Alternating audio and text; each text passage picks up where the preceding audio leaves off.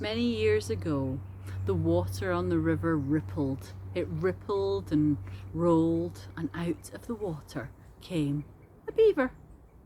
This was a very, very friendly beaver, and it had the most beautiful tail. Its tail was bushy and lush and covered in the thickest, finest hairs you have ever seen. And Beaver was very proud of this tail. It was long and silky, and Beaver loved nothing more than to talk about his tail, and to stroke his tail and brush his tail and cuddle his tail. And everything that Beaver did and said was all about his tail. A bird came flying past, and Beaver said, "Oh, come and look at my tail. Isn't it the most beautiful tail you've ever seen?" And the bird said, "Well, I can't worry about that now. I'm trying to find some small sticks to make a nest out of." And it flew away, and Beaver was left on its own. Next, a deer came walking through the wood.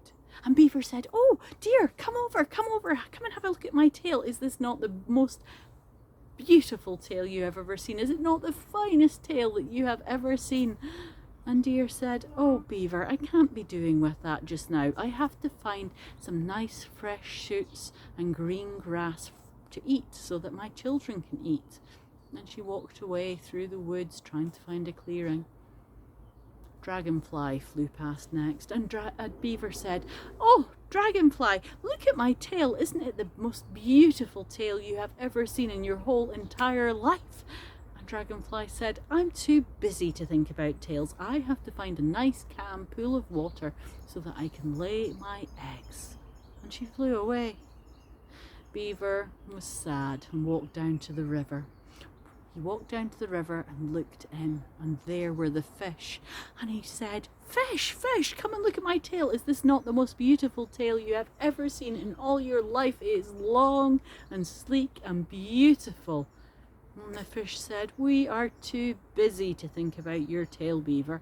We have to go and find a nice warm pool. We're cold in this river. We need to find somewhere warmer." And they swam away off upstream. Beaver was very sad. And Beaver did what beavers do and started to gnaw on trees and branches and got quite busy thinking about what to do next. He was bored. He gnawed right round an enormous tree, and as he was just about finished, there was just a little bit left. He caught sight of his tail again, and he started running round and round and round the tree trying to catch his tail. But at that moment the tree fell and squashed Beaver's tail.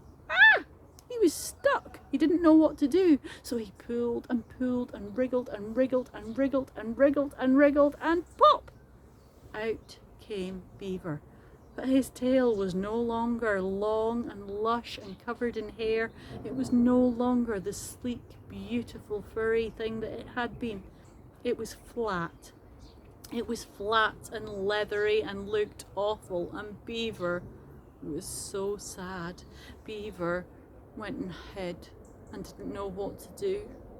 And eventually Beaver, decided to start beavering away, and with the log that had been cut down from the tree, he dragged it and put it across the river.